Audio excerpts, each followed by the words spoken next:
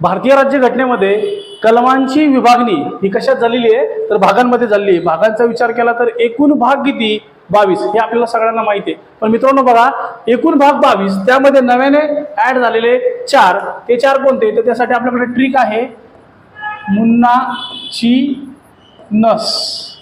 तर बघा हा पहिला हा मू काय दर्शवतो मूलभूत कर्तव्य भाग 4A।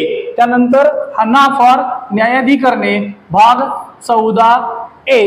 हा न फॉर नगरपालिका भाग 9A आणि स फॉर सहकारी संस्था भाग 9B। म्हणजेच एकूण भाग होते किती 22 ऍडिशन झाली एबीसी फॉर्म मध्ये 4 असे 22 आणि 4 झाले किती 26।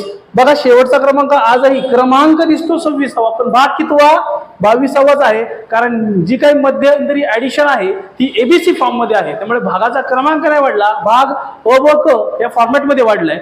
शिवाय आता जर बघितलं तर एक भाग वगळलाय भाग 7 संघराज्य प्रदेश हा भाग वगळल्यामुळे आता आपल्याकडं 26 क्रमांक जरी दिसत असतील तर एकूण भाग आहेत 25। ओरिजिनली भाग किती 22च क्रमांक किती 25। धन्यवाद।